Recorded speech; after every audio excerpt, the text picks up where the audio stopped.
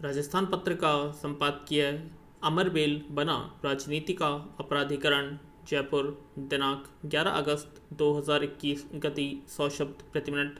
Be ready. 3, 2, 1 start. राजनीति के अपराधीकरण को लेकर बरसों से जताई जा रही चिंता में हमेशा इजाफा ही होता रहा है। सुप्रीम कोर्ट में एक याचिका की सुनवाई के दौरान पेश ताज़ा आंकड़े राजनीति को अपराध मुक्त बनाने की उम्मीदों और सुप्रीम कोर्ट के प्रयासों पर पानी फेरते दिख रहे हैं। रिपोर्ट के अनुसार मौजूदा और पूर्व सांसद और विधायकों के खिलाफ लंबित मामलों में साल में ही 17% बढ़ गए। 5 राज्यों के चुनावों और उपचुनावों को भी जोड़े तो यह संख्या और बढ़ गई। यह तो अब तब है जब सुप्रीम कोर्ट राजनीति के अपराधीकरण की रोकथाम की दिशा में सख्ती अपनाते हुए ऐसे मुकदमों को तेजी से निपटाने की प्रक्रिया की सतत निगरानी कर रहा है। पैरा।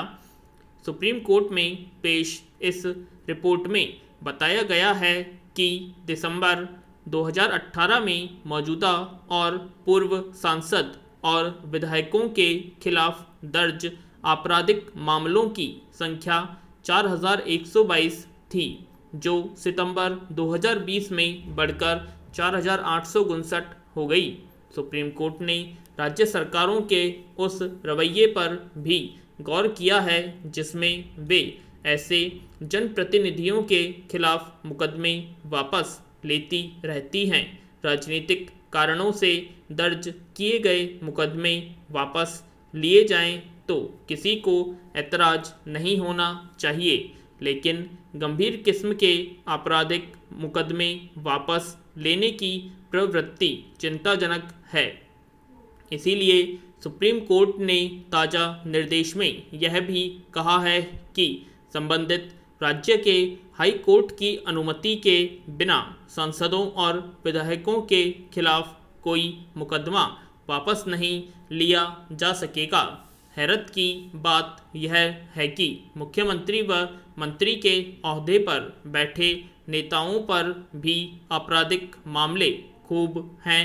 कई जनप्रतिनिधि तो अपनी जान को खतरा बताते हुए संबंधित सरकारों के खर्च पर खुद की सुरक्षा का इंतजाम तक कर रहे हैं।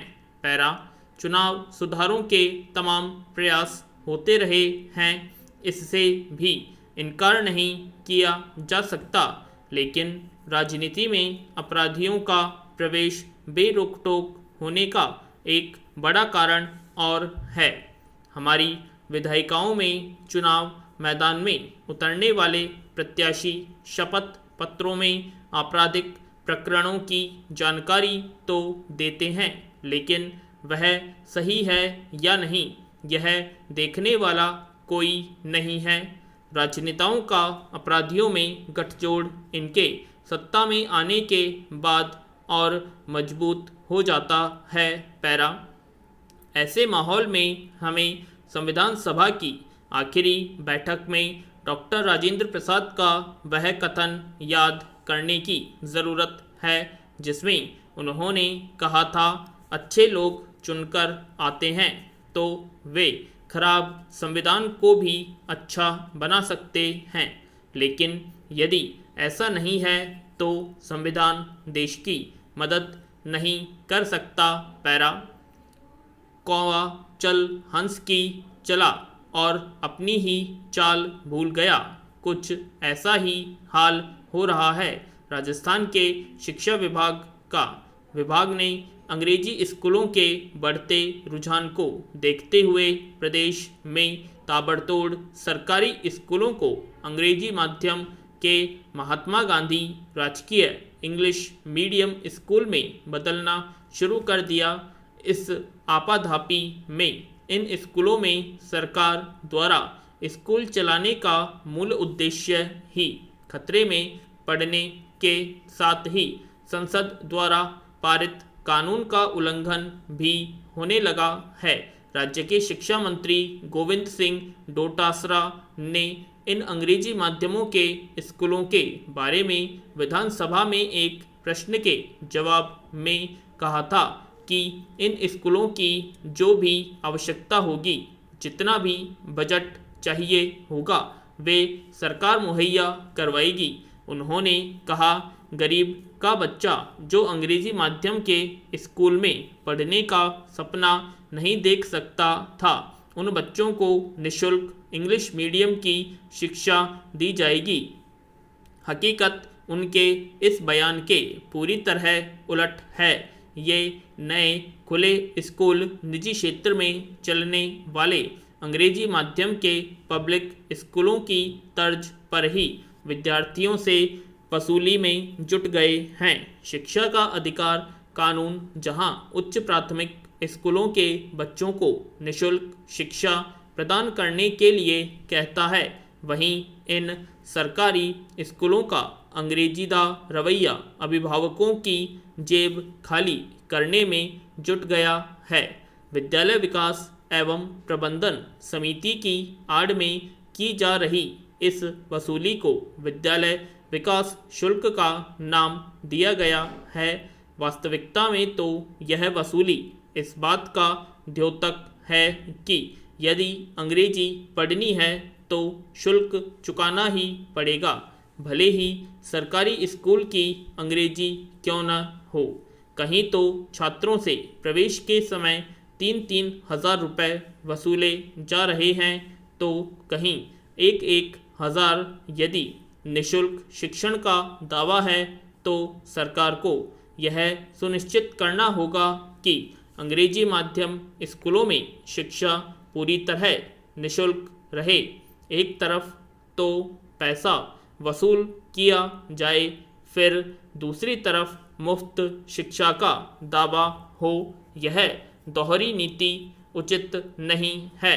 सरकार को लगता है कि उसे इन विद्यालयों की संचालन में अंशदान के रूप में कुछ सहयोग अभिभावकों से लेना है, तो फिर उसे पूरे प्रदेश के लिए एक समान रूप से शुल्क का निर्धारण कर निःशुल्क शिक्षा का राग अलापना बंद करना होगा। अन्यथा सरकार को उसके उद्देश्यों की धज्जियां उड़ाने वाले कारिंदों पर कार्रवाई कर वसूला गया शुल्क अभिभावकों को लौटाकर ऐसी शुल्क वसूली को तत्काल बंद करवाना होगा।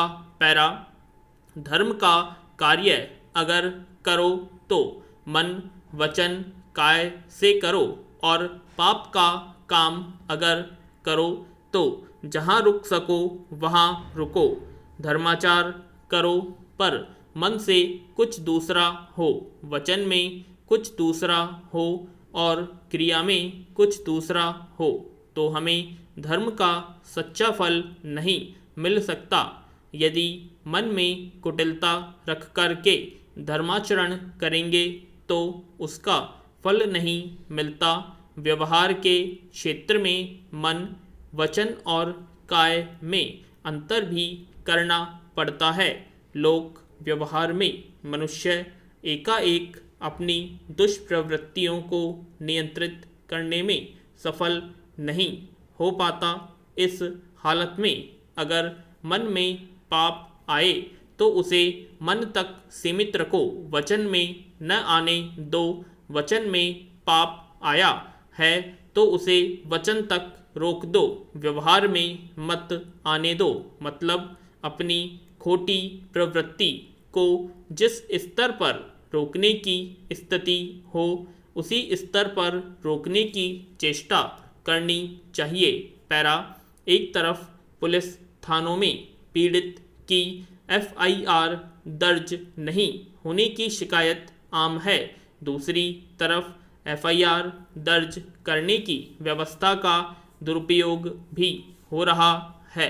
उदाहरण के लिए सिविल मुकदमों के निस्तारण में लगने वाले लंबे समय व भारी कोर्ट फीस भुगतान की शर्त को देखते हुए यह धारणा मजबूत हो गई है कि गिरफ्तारी का दबाव बनवाकर न्याय शीघ्रता से प्राप्त किया जा सकेगा। परिणाम स्वरूप लेन देन जैसे विवादों के सिविल मुकदमों को जबरन फौजदारी रूप दे दिया जाता है। पूर्ण विराम।